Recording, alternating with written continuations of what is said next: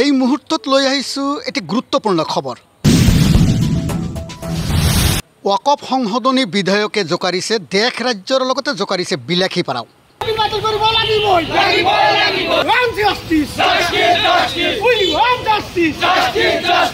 কেৱল মুছলমানক টুপি পিন্ধাই ক্ষমতা দখল কৰা এয়া নহয় কোনো সাধু কথা।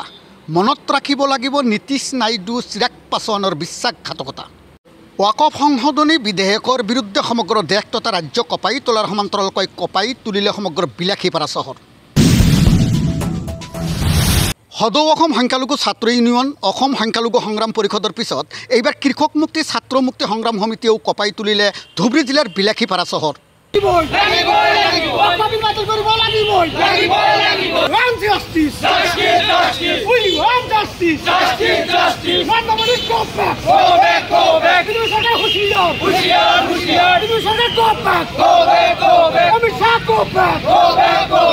সাৰ্বভৌম গণতান্ত্ৰিক দেশত এটাৰ পিছত এটাকৈ মুছলমানৰ সাংবিধানিক অধিকাৰ খৰ্ব কৰাত সিদ্ধহস্ত হৈ পৰিছে কেন্দ্ৰৰ নৰেন্দ্ৰ মোদী নেতৃত্বাধীন বিজেপি চৰকাৰখনে, যাৰ ফলত বিজেপি চৰকাৰৰ বিৰুদ্ধে জাঙুৰ খাই উঠিছে বিভিন্ন দল সংগঠনৰ লগতে কৃষক মুক্তি ছাত্ৰ মুক্তি সংগ্ৰাম সমিতিয়েও। কেৱল মুছলমানক টুপি পিন্ধাই ক্ষমতা দখল কৰা এয়া নহয় কোনো সাধু কথা।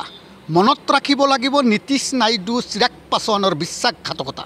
আমি ধুবুৰী জিলা কৃষক মুক্তি সংগ্ৰাম সমিতি আৰু ছাত্ৰ মুক্তি সংগ্ৰাম সমিতিহে নয়াহাট বজাৰত আমি নতুনকৈ বিজেপি চৰকাৰে যি সাম্প্ৰদায়িক অসাংবিধানিক অকপা বিল আনিছে, এই বিলৰ আমি তীব্ৰ বিৰোধিতা কৰিছোঁ।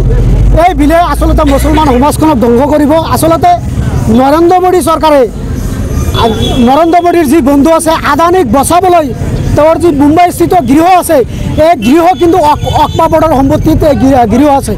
এই গৃহ বচাবলৈ কি কৰিছে নৰেন্দ্ৰ মোদী চৰকাৰে নতুনকৈ অকপা বিল আনিছে। গতিকে আজি আমি এই প্ৰতিবাদী স্থলীৰ জৰিয়তে বিজেপি চৰকাৰ তথা নৰেন্দ্ৰ মোদী চৰকাৰক আমি সকীয়াই দিছোঁ, অতি শীঘ্ৰে এই অকপা বিল নতুনকৈ অনা এই বিল বাতিল কৰিব লাগিব। অন্যথাই আমি আজি যি প্ৰতিবাদ কৰিলোঁ ইয়াতকৈ আমি ভয়াৱহ জংগী আন্দোলন কৰিবলৈ বাধ্য হ'ম।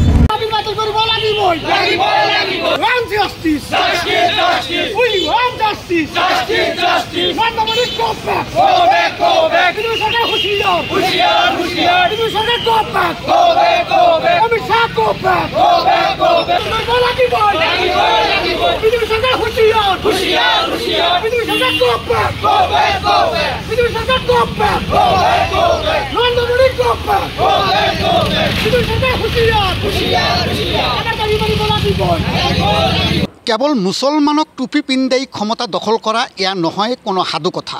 মনত ৰাখিব লাগিব নীতিশ নাইডু চিৰাগ পাছোৱানৰ বিশ্বাসঘাতকতা।